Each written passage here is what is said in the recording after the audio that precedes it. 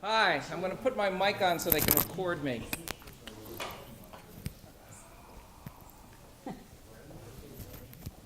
Because it's all about actually seeing this on the web, isn't it? That's what we're talking about?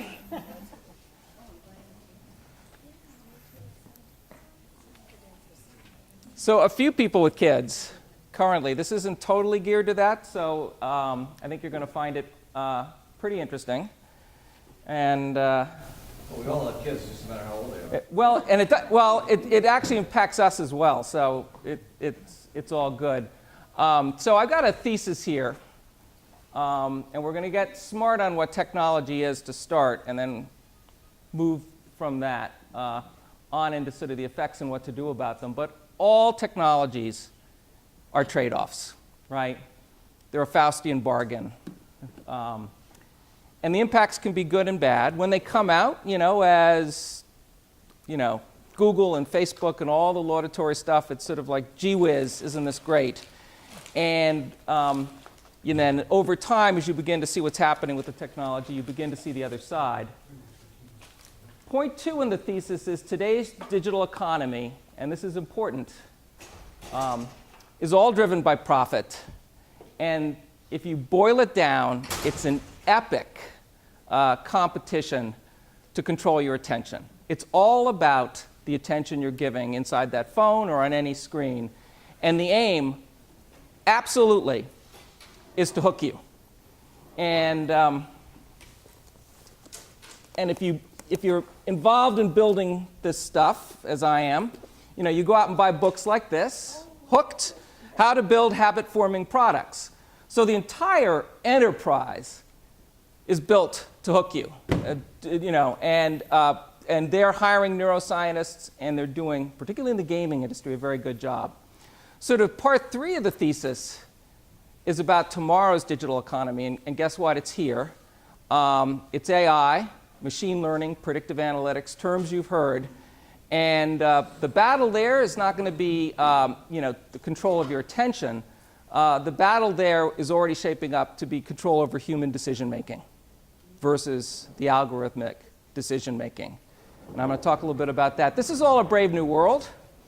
You'll see big sales in Brave New World.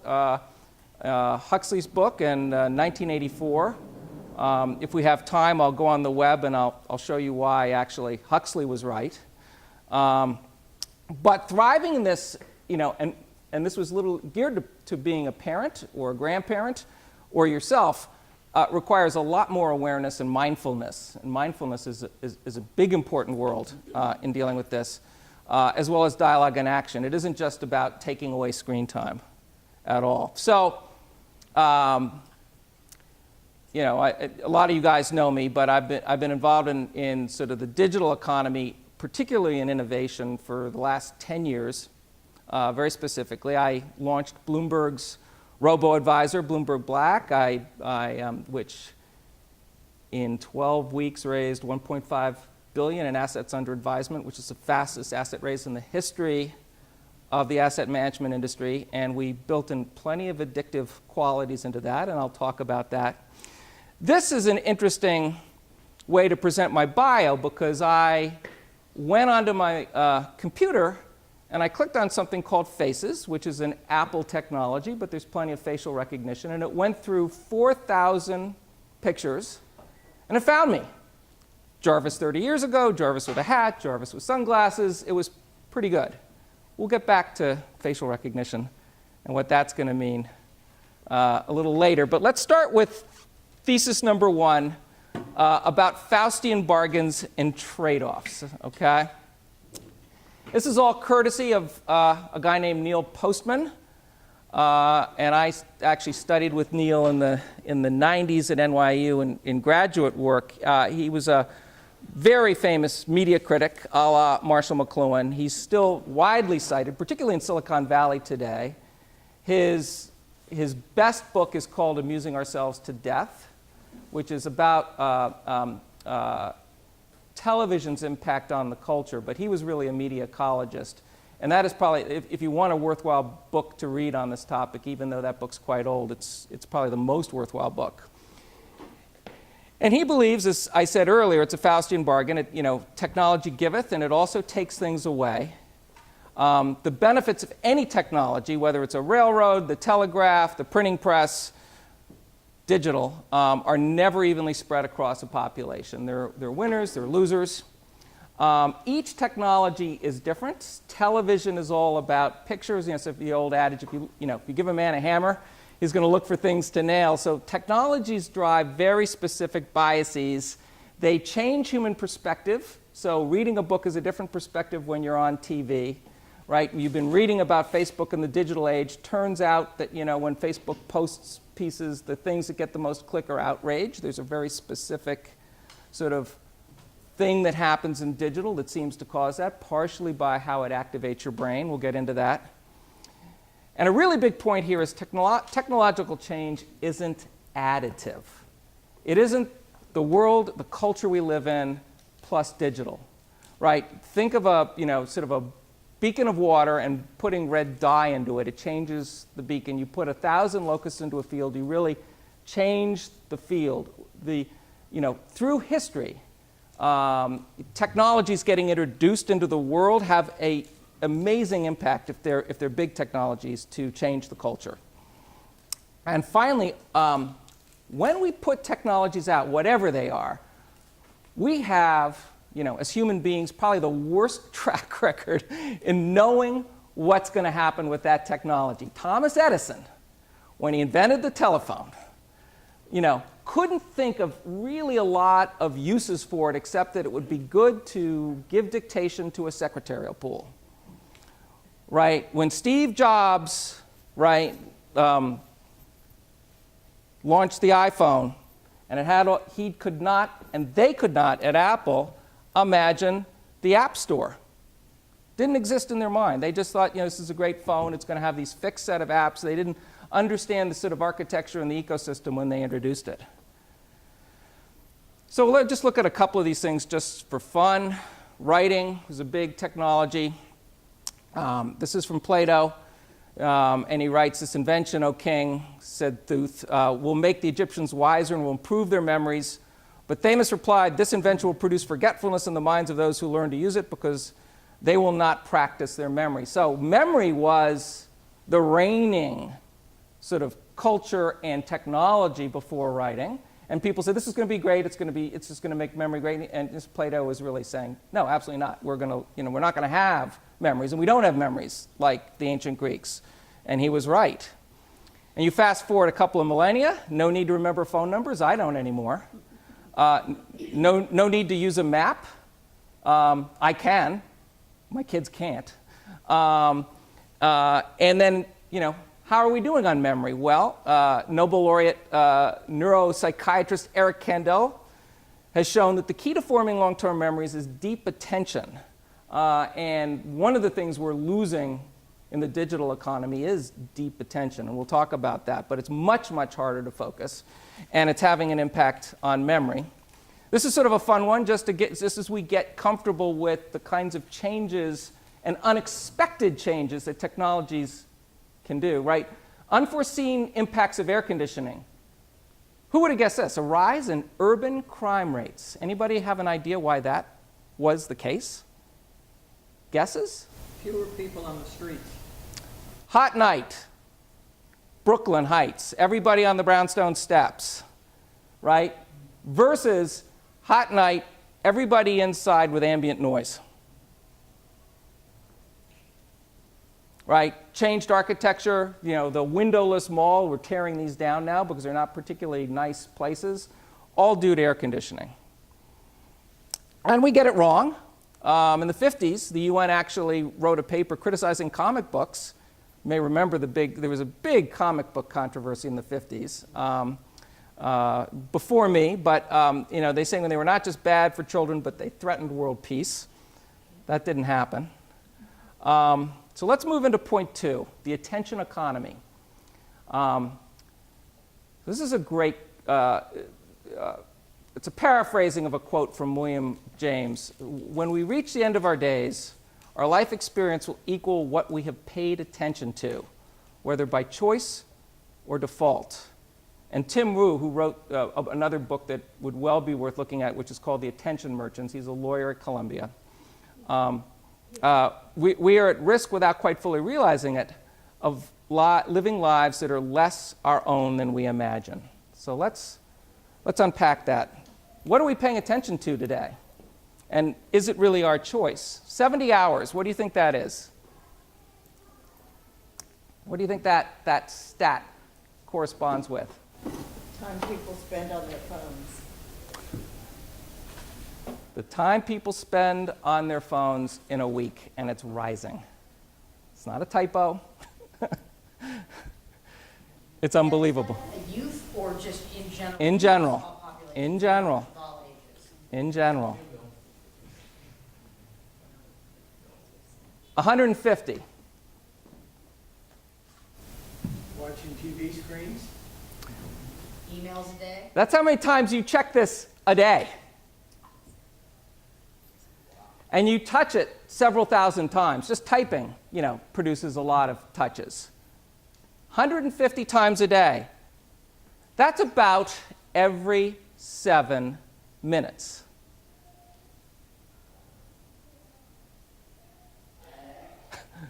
Have you ever done this? You're waiting for a really important email to come in? I confess I have. And you check it, it's not there. And you go back like another minute later and you check it, right? And it should say to you, didn't you check this 10 seconds ago? Really, Jarvis? What are you doing? Right? So the question is, why do we do this? Why are we checking this thing every 7 minutes? Let's back up for a second. Let's go to gaming, Xbox, internet, Candy Crush, Fortnite. If you haven't heard about that, we'll talk about it. You've just built the most awesome fortification. This is Fortnite. You survived a dangerous mission, concluded an epic fight. You really enjoyed it. And these guys did it right. Right? You're flushed with satisfaction. And guess what? You want to keep playing. And guess what? In Fortnite, kids are playing all day, all night. Parents are writing articles saying, I've lost my kid to Fortnite. This thing's making $1 million a day, heading towards $5 to $10 million a day. It's a $1 billion drug. It's a big deal. So what do? Well, game designers aim to perfectly modulate, and this is a word that people who work with me build this stuff use, the interest curve. And they graph this stuff. This is the jargon in game land. And the game has hit your sweet spot. It's a part of the brain called the nucleus accumbens. And that's where satisfaction and motivation, and they're actually mathematical formulas, which I'm not going to bore you with, that these guys have, and they put these games in the lab, and they test it with eyeballs, and people are hooked up to electrodes. It is unbelievably sophisticated stuff to get you hooked. So what's the nucleus accumbens? Well, it happens to be the same region of the brain that gets activated in MRIs by heroin, alcohol, cigarettes, gambling, food, sex, smartphone, gaming. All of it. That's what they're going for. It's your lizard brain.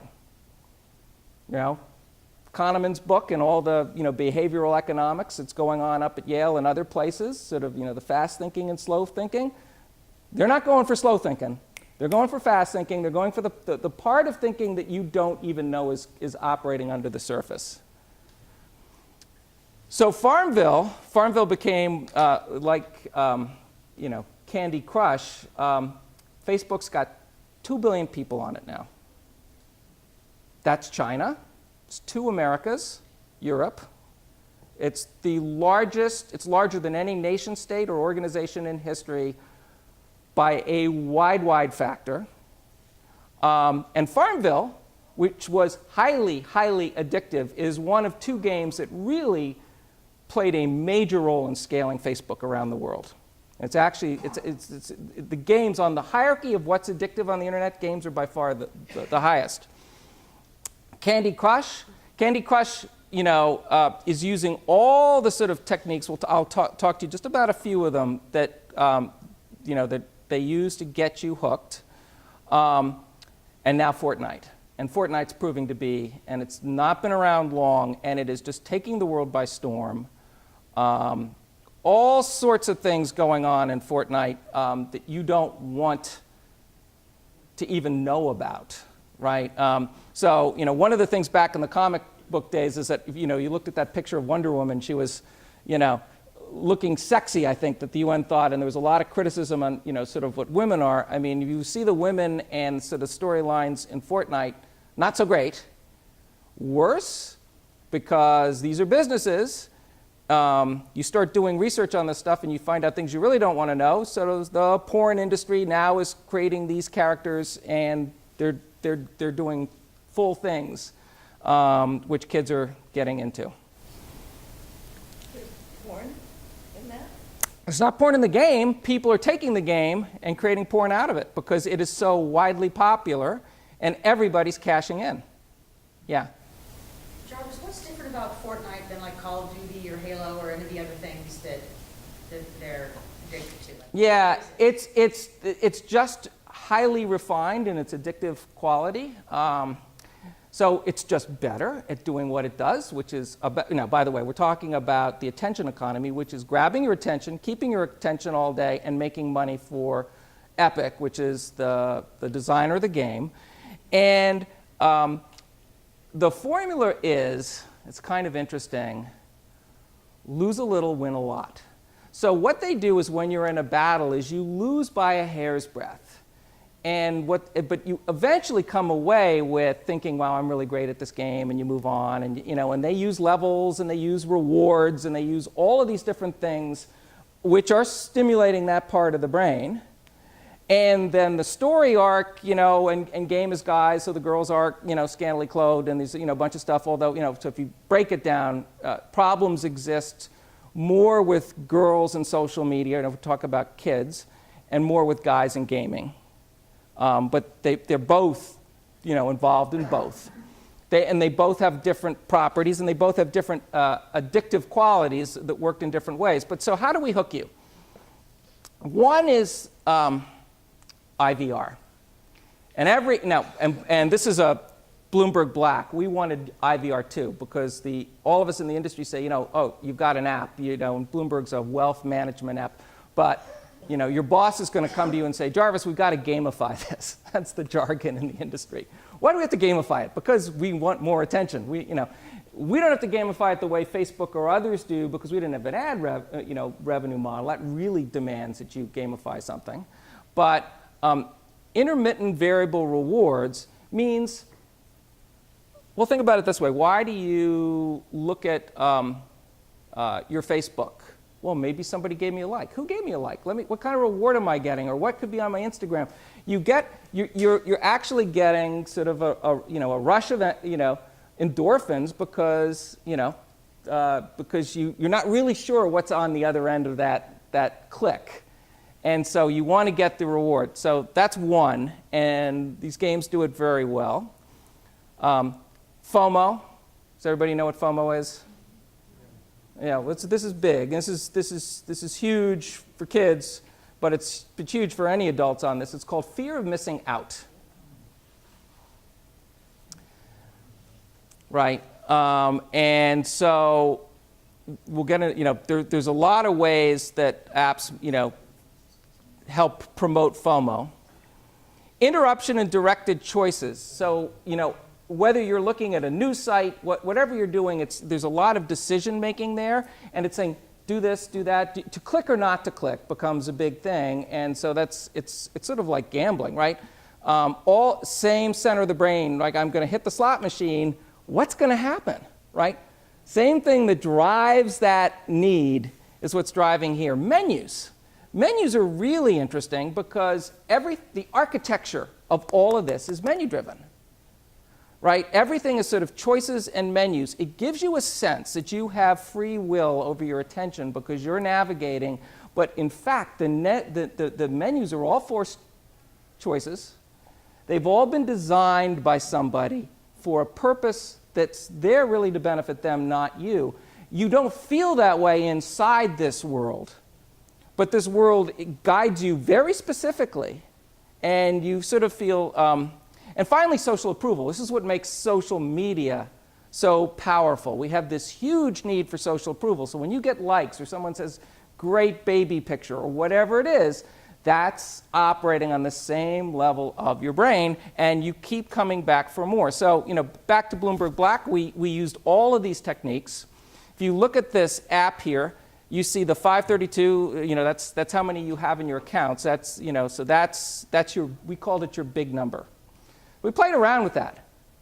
And we found out the bigger we made the big number, the more accounts people would put in. So on, the mass affluent on average have 7 or 8 accounts, his and her, 401ks, play money in E-Trade, an advised account, this or that. So this thing becomes effective if we can get you to do the work to upload all your accounts into it. So we had to sort of gamify it. So it's like, big number.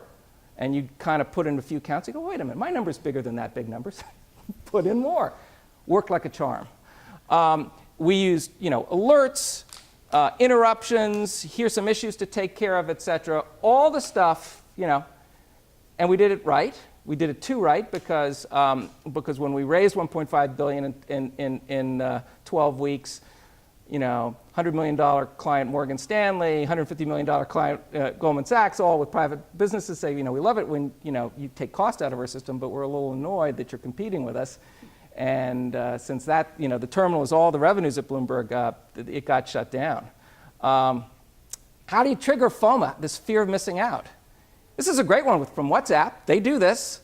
They warn you, hey, swiping to close WhatsApp can prevent you from receiving notifications, right? This is happening to everybody every day. So it's kind of like a giant social experiment.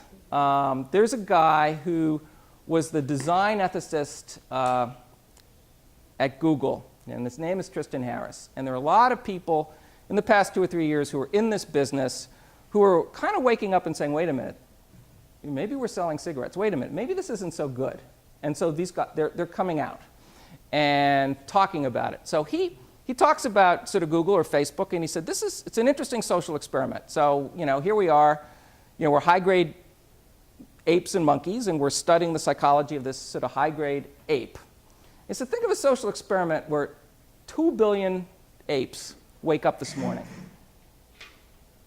And let's just look at kids. And, within 3 minutes, they check their phone, which is about right. And they go onto Facebook, and they see all their friends having fun on Facebook without them. What does that do? Well, turns out also that apes like color. Amazingly like color. So one of the ways to prevent addiction and to sort of get yourself to be more real and to be more purposeful and mindful with this technology is to turn off the color. And I've now programmed my phone, and you can Google this, I can make my phone black and white, and then I can hit it 3 times, and it'll go color. If you make your phone black and white and try using it for a full day, you're going to find it drives you crazy. It's just not satisfying. I mean, the joke I make, it's like, it's like a scotch and water without the scotch. It's just not. You want to see if there maybe is a little of addiction going on in you. Turn your phone black and white and see what happens. It's surprisingly unsatisfied. Right? I mentioned this, but the statistic I found kind of crazy: 71% of Americans sleep with their phones. 41% check them within 5 minutes of waking up. Now, we're mammals. One of the reasons weather, and I've been involved in the weather also in sort of this context. One of the reasons we are interested in the weather when we wake up in the morning is we're mammals. It's survival. It's a hierarchy of need that's at the very top. But this is sort of changing our mammal behavior, because it's like, how many likes did I get? What did my friends do last night? I wonder what's on Instagram. Did the email come in yet? What's the weather? What did Trump tweet? That's probably the order of that's going on for people's sort of early morning routine, right? So, as I mentioned Tristan Harris, what's best to capture our attention isn't best for our well-being, and that's what we're starting to wake up to. Snapchat, right? Everybody know about streaks? Oh, no worries. So Snapchat gets used by a lot of kids, and they have something called live streaks, which is me and my friend have had a live streak, and it's been gamified, which is we've Snapchatted every day for 462 days. And if we miss a day, so kids are having their parents Snapchat for them if they go to summer camp or if they're sick or whatever, so they don't lose their streak. So it's a very definition of what friendship is to children. Instagram glorifies the picture-perfect life, right? So this is going on with our kids.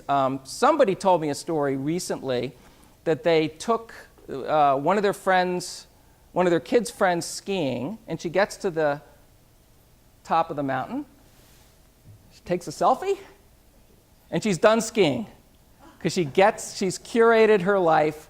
And so everybody's seeing these perfect lives, and it's really about maintaining your image, your online image, than it is maybe that you had a good day skiing, right? Facebook, everybody's been reading a lot about that the past couple weeks, but echo chambers, the privacy issues, etc.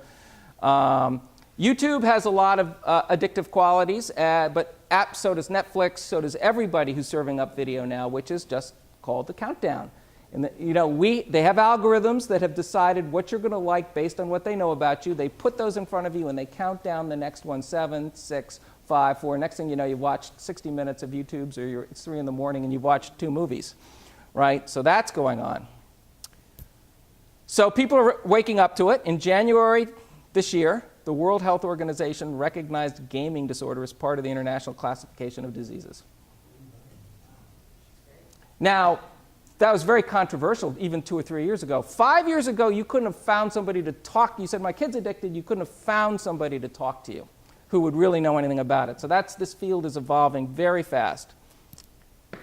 The announcement included a prominent video on YouTube, by the way, the World Health. So the irony not lost here that there's no way out of digital. And don't get me wrong, there's a lot that is good about the digital world and the internet, and it's a Faustian bargain. There's good and there's bad. So I don't want to.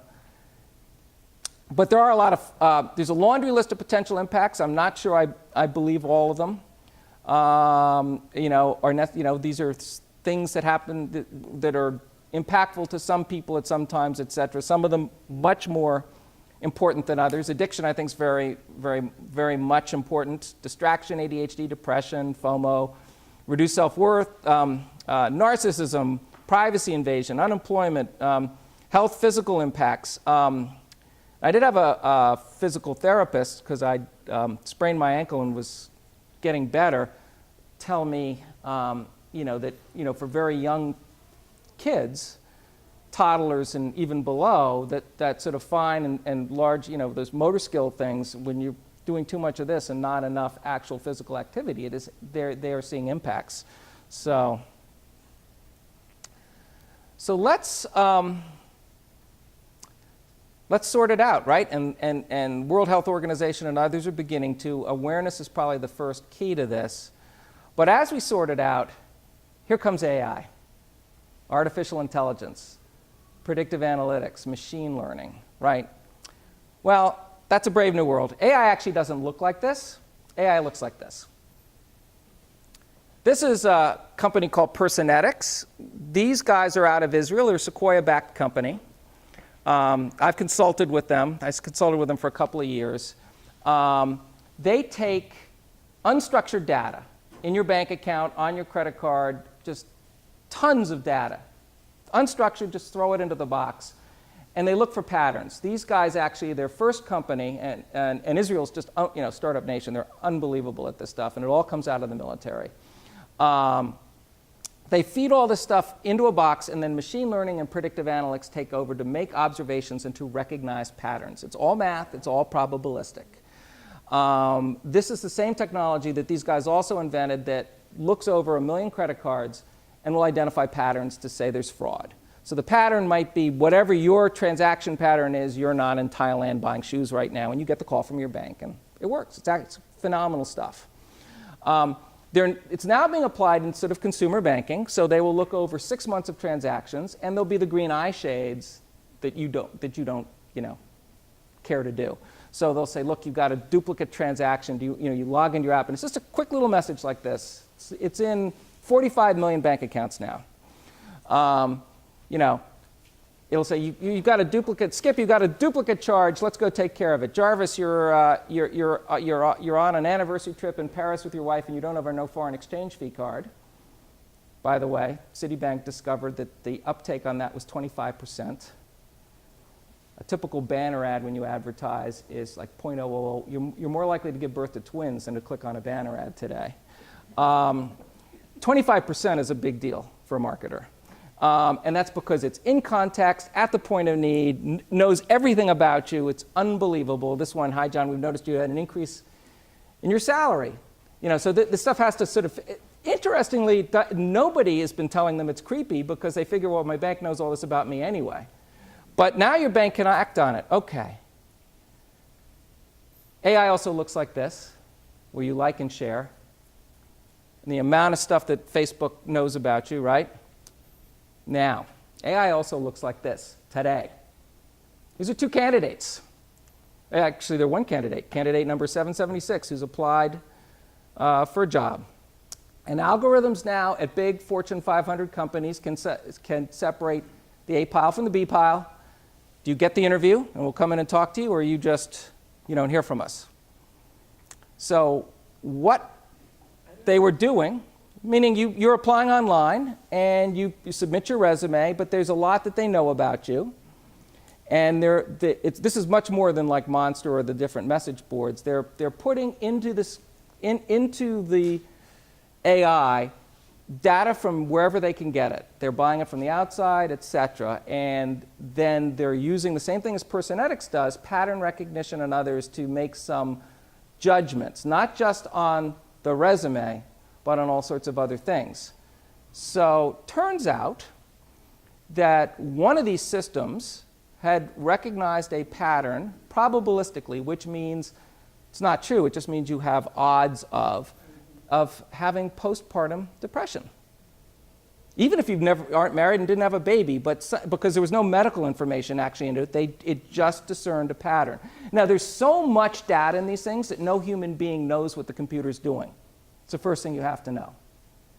AI is already at the point where the data that is being gunculated inside the box and the patterns it's discovering are whatever it's doing. It's outside the bounds of our... This isn't linear programming like you might think programming was, if you ever sat on, learning Fortran or something way back in the day. This stuff is very free form. So they did discover that it was putting in the no pile people who had a probabilistic potential, right, to have postpartum depression. Now, you might have read about the quizzes that Facebook was doing and how that hit the privacy world. I'll give you an insider's view to that because I built one at Bloomberg with PhDs, way past my pay grade, arguing on the phone with each other about different things. So let's say you want to create a segmentation of a population, which we did for the mass affluent, about 20 million people, and you give a couple thousand of them a 30-minute instrument to segment them. So that's pretty deep, and you can learn a lot about them in that 30 minutes.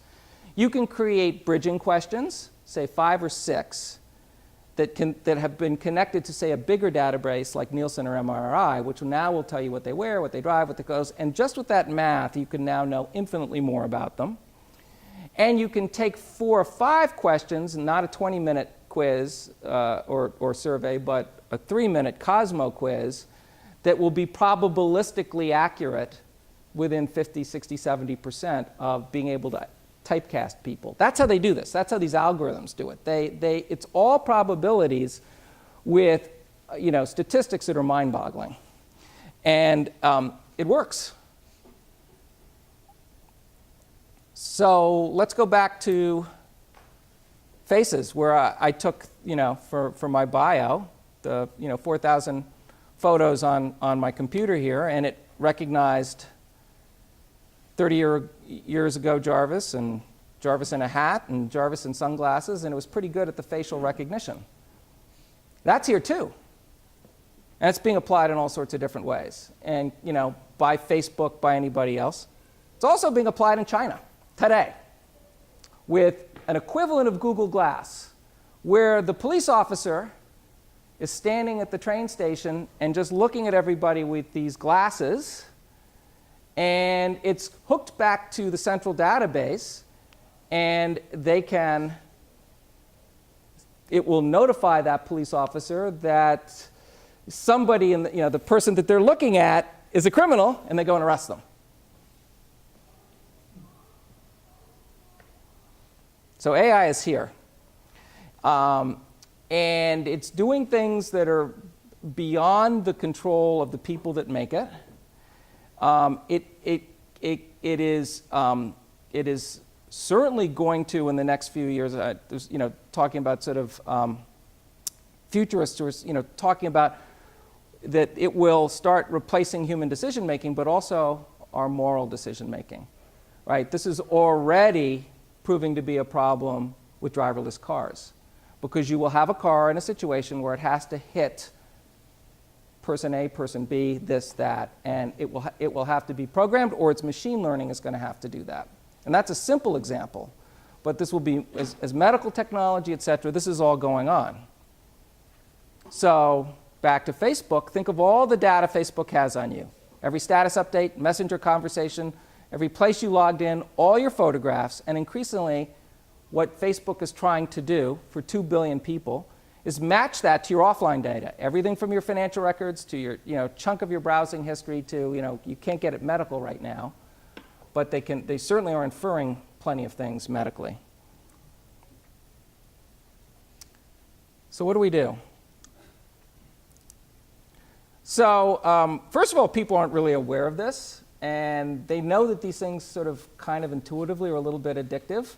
They're not sure where it's all going, but I spent some time last week interviewing a woman. She's a former superintendent of schools and assistant superintendent of schools in Westchester, and she's a reading specialist in early childhood. Has been an elementary school educator forever and ever, and has a practice that now has evolved entirely to sort of screens.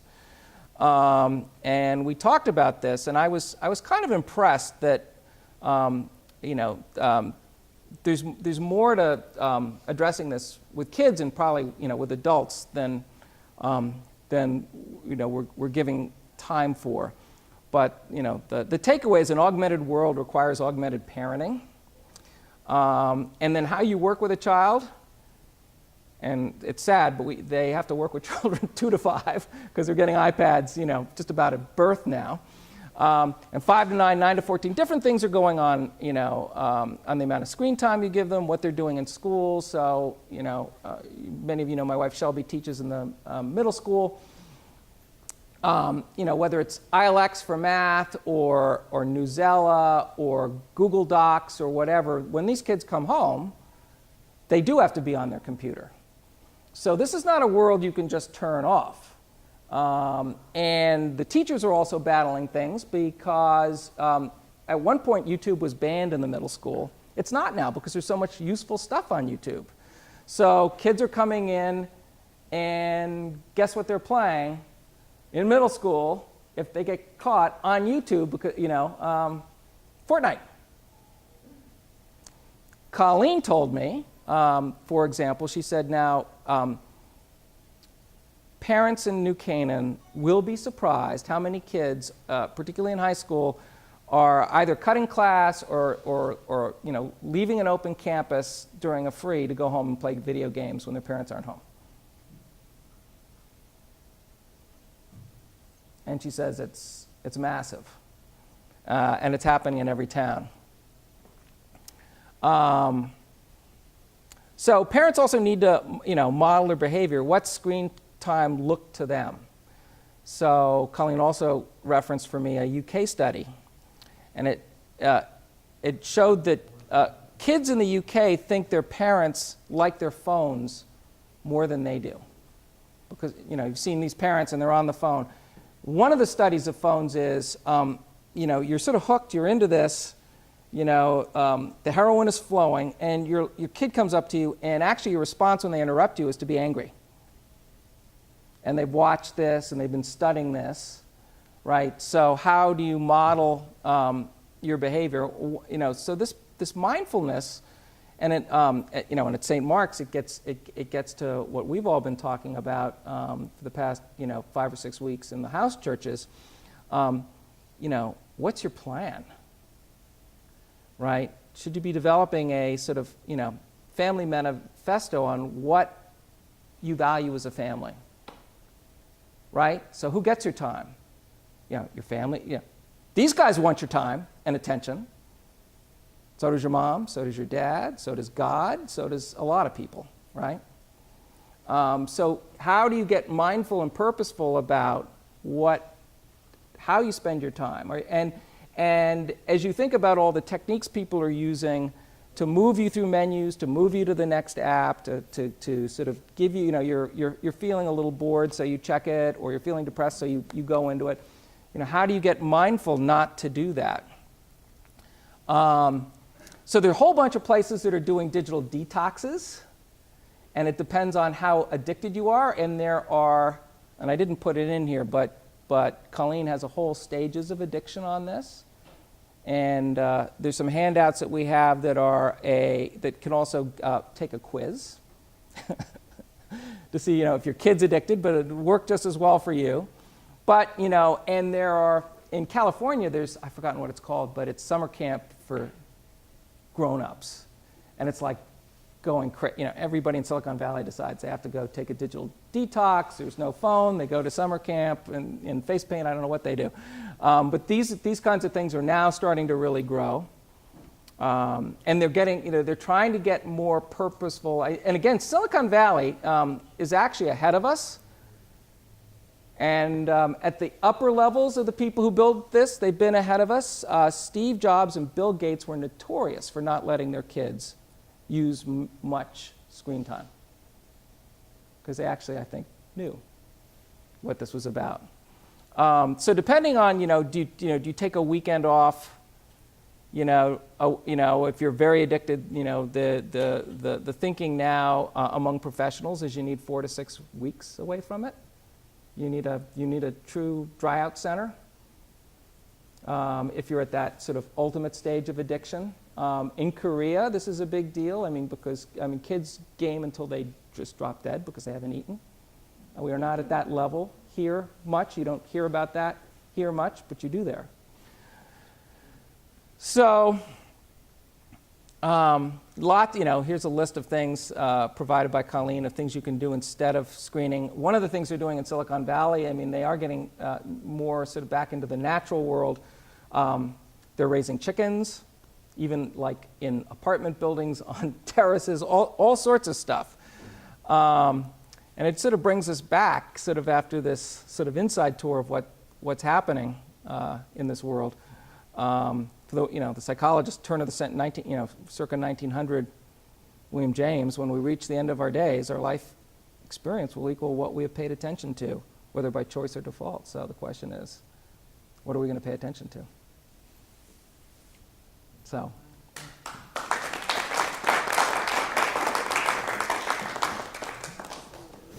Jarvis, you're going to write a book. I think you should. Are you? I'm thinking it's not the book you're thinking I might write, but I'm actually at work on one. Yeah, the book I'm at work on is it's a hybrid children's book and parents book. It's based on a story my grandfather would tell me as a kid called Ralph and the Glass Ball. And Ralph was almost like a hobo. He'd sort of show up in your town, and he had this magical glass ball. And naturally, then the story arc is kids will go make a wish. The wish was either selfish or dumb or something else, and it would go awry. Then they'd have to sneak back in to undo the damage and sort of return things to normal. It sort of taught you a little bit about, being a little less about yourself and other things, and they were exciting stories. When I was at Citibank, when my daughter Margot was 4 or 5, she wrote one of those great little sort of books that you write in like nursery school or kindergarten, like my dad is. And because I was traveling in Asia and I was coming home and I was exhausted, the first thing is his favorite place is the bed, and she draws this poster because I'm coming home and going to sleep, and all these other things. Oh my God, I'm slug dad. I can't do this. I can't be around, not be here when my daughter's growing up. So I changed a lot of things around. I actually took a job at Common Fund and Wilton and did a bunch of other things. But I also said, you know what? I'm going to just go home tonight and I'm going to sit on the floor and I'm going to tell Margot a story. I had no plan. Right? And I told probably a horrible story, but the little pink cow, but it actually ended up being, she loved it. And then I told her story every night. And then I watched as she wanted to control the narrative, and I watched all these sort of magical things happen, and I came to the conclusion that anybody can tell stories. It's actually a human, it's like, Jim Fixx's Book of Running in the 80s, right? And obviously, it was basically a sort of a cheerleader to get America running, but its central premise was, anybody can do this. You were born to do this. And so I thought, gee, I'd like to bring back Ralph and the Glass Ball, show parents, give an archetype story, and then tell parents, go do this. So that's what I'm working on now. But it flows off of this because it's real, it's parent and kid, it's something other than screen time. I think there are a whole bunch of other good things about it. But that's... If your charts are full of darkness, things are really hurting people. What's that? I say your charts are full of, I think, darkness, because it shows how it's hurting people. Yes, and and the industry spends a lot of time on all the good things it does. I mean, you can connect on Facebook with friends around the world like you never could. I had to sit through a fancy prep school education to be able to say an opera with a shower sotte, the daughter match persa to the rote and bothered every and speak Canterbury tales. But I could go to the Harvard site and have somebody sort of say that all correctly, and it's right there. And all sorts of things you couldn't do way back when. I can get all these statistics through the web. So it's a Faustian bargain. We've never, as a species, put a technology back in the box, by the way. So it's more about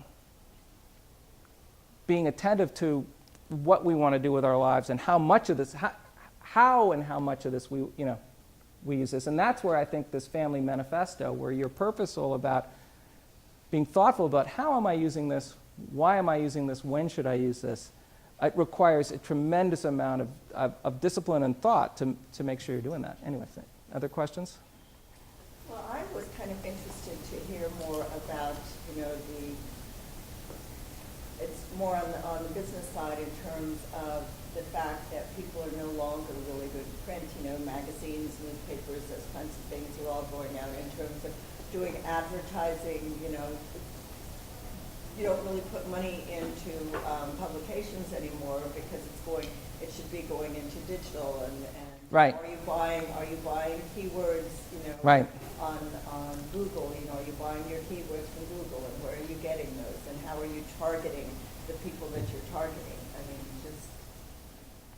Well, so that's a big question. I've been at a PE/VC firm called Loeb for the past 2 years, and the big project I worked and failed at was Saving Time Inc. and coming up with new revenue ideas besides advertising revenue, subscription revenues falling.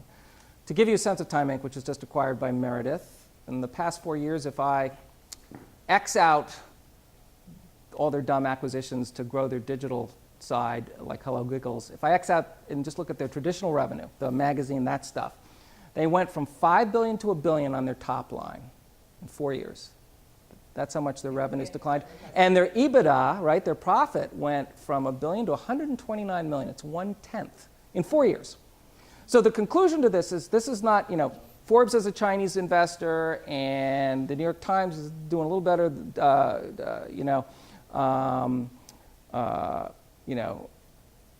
News Corp, all of them are in trouble. Facebook and Google eat up about 80% of all digital revenue, and they don't hire a single reporter. So we are I'm convinced we're at risk within 5 years of losing the fourth estate as we know it. Now, the guys that are making money, I think BuzzFeed makes some. They invented the listicle, 5 things you write. So the new media is very much built on what I just talked to you about, which is activating your lizard brain. Not necessarily about going out and reporting facts. They're trying to change that, and there's some that are doing better than others, and there's some very good new media companies, but it's a problem. So on the question of what should you be doing with your advertising, banner ads and all that stuff are kind of going away.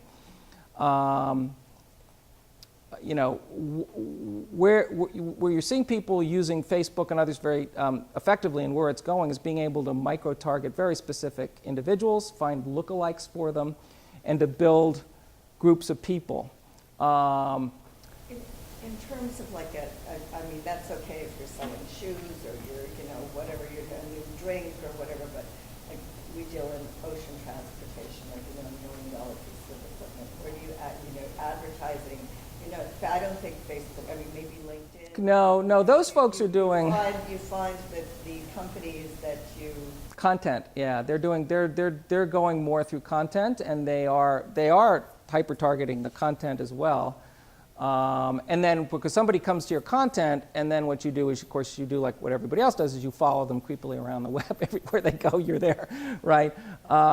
Is anybody aware about sort of Facebook's experiment on, this goes under the topic that evil is more powerful than good. Now this has been proven. It was proven by a meta-study up at Yale. If you didn't think it had been proven thousands of years ago, I assure you it now is equivocally scientifically been proven. So you know this intrinsically, at least I do. It will take at least 4 good things to undo any bad thing in Shelby's mind. So and that ratio actually is exactly what the findings show. When companies have big PR crises, it takes a long time for them to recover. And so we actually gravitate and build up in our minds sort of outrage and sort of those negative things. And so same reason, the media's known this for years, if it bleeds, it leads, right? So Facebook did a study that essentially concluded that people pass along 2 things more than anything else. One, something that just is surprising so that they can be in the know. It's like, wow, I didn't know that. Look at that statistic. That's outrageous. And they will go and repeat that statistics because it's interesting and they're in the know, and there's actually sort of a psychosocial thing going on with that. And then if they're outraged, and people pass along outrage. Now, when you have a news feed in Facebook, so Facebook figured this out, they did this study, they tuned their algorithm a little bit. But what does the Facebook algorithm in your feed do? Does it serve up the baby picture from your best friend in Phoenix? Maybe. Maybe not. It's not your priorities. It's what they think is you're most likely to click and pass along. So turns out that they're putting a huge amount of outrage into that feed because that's what you click on and that's what you pass along. So that's how these, and they're doing that because they've got 2 billion people, and the only way they can make more money, and it's all about making more money, is to have you spend more time and sharing and clicking. It's all about more of your time and attention. Yeah, sorry. Jarvis, how do you think the social media will ultimately be regulated? We see some of the abuses going on, but is it the government's role to say, no, you can't have your kid watch video games for more than 4 hours a day? Right. Well, the government, several years ago, came up with a whole, consent decree that Facebook signed. I think it was 2013, right? With about 7 or 8 just outrageous things that they were doing. And Facebook has been doing this for years. Mea culpa, we'll fix this, we'll fix this, we'll fix this. One of the outrageous things with the data breach that went to that company in England is that when you took the quiz where they got all that information about you, the quiz got information, and but whatever they used to let those apps take anybody who participated on the app, take everybody plus their friends. So if you took the quiz, you also signed up the data for every friend you had at Facebook. So you hung them up and their privacy, and the government came in and said, you won't do this, and they said they won't, but in fact, they kept doing it, and just a week ago, they finally changed how the privacy settings work to be in accord with that, that consent decree, like the consent order of, 5 or 6 years ago. So what should happen? I think these companies ultimately, television, everything's regulated. So should privacy, I think people are probably pretty up for some regulation. It depends. I don't, Europe is certainly regulating this much more than we are. It doesn't seem to have impacted them. Yeah, something really scary is where do you put limits on AI? I don't think we know how to. I was at a scientific conference last year when people from DARPA and MIT were talking about robotic targeting in Afghanistan and the ethics of a drone targeting a convoy of trucks. Can the machine make the decision to fire a missile at that truck because it looks like it could be a mujahideen driving it? And we had a big discussion over the ethics of allowing a machine to take a human life. Well, so the question Who controls are that? It's happening in our U.S. military right now. And it's a big ethical question. Can the machine say, shoot? Right now, allegedly, there's a controller somewhere, in a mountain in Colorado who presses the fire button. Well, so ultimately, I mean, I don't have a high degree, personally, I don't have a high degree of confidence. I actually have some degree of confidence that the military will at least, look at that ethical decision with some rigor. I have much less confidence that our government will, less confidence that the makers of the AI, who are trying to increase their revenues will. So it's ultimately, this is why I say it's ultimately going to fall to us to get up to speed on this and to be involved. What I will say that I think is that keeps me up at night is it's only been 10 years since the iPhone came out. And if you look at, so I talked about that it's, technology's not additive, it's ecological. So just in that time frame, and because things are accelerating, faster and faster, in technology, the next 10 years are going to go so much faster in terms of the rate of progression that you wonder if we're already at a point where it's very hard for our traditional sort of, culture and human institutions to keep up. So do you bring back the flip phone? But you don't put the stuff back in the box. That's the problem. I mean, you bring back the flip phone if enough people say, I'm going back to a flip phone. Then the flip phone has all the techniques of the other one that's smaller. Jarvis, if the banner ads are becoming less important, what is the profit model for something like Fortnite? How are they making $1 million a day if the banner ads aren't important? I mean, how does it well, they state that, well, as Candy Crush does, they sell you stuff in game, upgrades, other stuff. That's one of the big ones. So there's you buy a bigger gun or whatever, and they, it's little incremental, it's pennies, right? But boy, does it add up. Billions. Get into Fortnite, you have to. I haven't played it, so I don't know exactly. But you buy the game. Well, actually, I think the game's probably free to start, and then as you level up and you add stuff is where you pay. They get you in, right? Your first, right? Your first dose is free. But you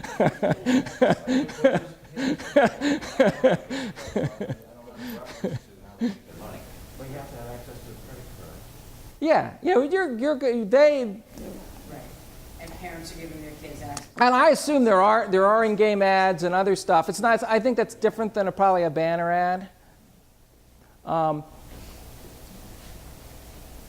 you mentioned Tim Wu, and Tim Wu, yeah. he has an essay in today's New York Times that we should start a new Facebook, and his thesis at the end of the article is to say that we should have there should either be competition or regulation.